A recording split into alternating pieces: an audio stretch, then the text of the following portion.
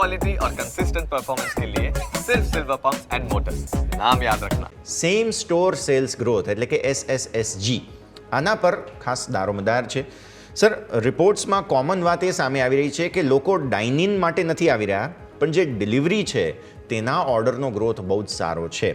હા, એક બ્રોકરેજ રિપોર્ટમાં જે ઇન્ટરનેશનલ બિઝનેસ છે પોપાય તેની થોડી ચિંતા છે, પણ લોકલ બિઝનેસ હવે થ્રાઇવ કરશે તેવું એક કોમન બોટમ લાઇન અહીંયાથી નીકળી રહી છે. કઈ રીતે સમજીએ સર જ્યુબિલન્ટ ફૂડ વર્ક્સ? આ એક માત્ર એવી કંપની છે જ્યાં બ્રોકરેજ હાઉસના ટાર્ગેટનો મેજર ડેવિએશન હોય છે. એકવાર તો CLSA નો 250 રૂપિયાનો ટાર્ગેટ હતો આ કંપની ઉપર, પછી ધીમે ધીમે એમને 2-3 ક્વાર્ટરના રિઝલ્ટમાં એ ટાર્ગેટને ઉપર લીધો અને અત્યારે અહીંયા એમને આ ટાર્ગેટને રેઝ કર્યું. All over situation I think અહીંયા એ જ ઇસ્યુ છે, મિક્સ પરફોર્મન્સ છે. જે મીન્સ સૌથી મોટું કેપેક્સ તો એમને એમાં જ વધારે લાગે છે, સ્ટોરમાં અને સાથે માર્કેટિંગ અને એક્ટિવિટીઝમાં, અને જે સેલ્સ વધારે આવે છે ઓનલાઈન ડિલિવરી મારફત વધારે આવે છે. તો આઈ થિંક આ એક ક્લિયર કટ ઇન્ડિકેશન છે કે એમને વધારે અહીંયા ફોકસ કરવું જોઈએ.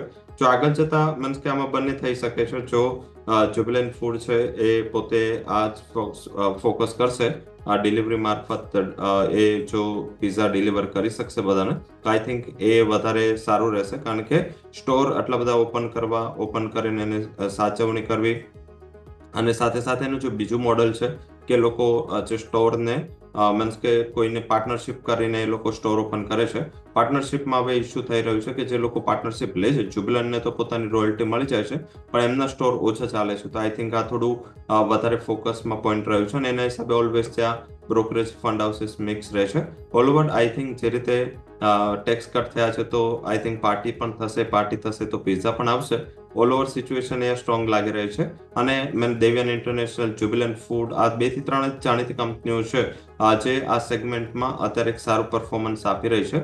મારા હિસાબે ખરીદીનો અપ્રોચ રાખવો જોઈએ.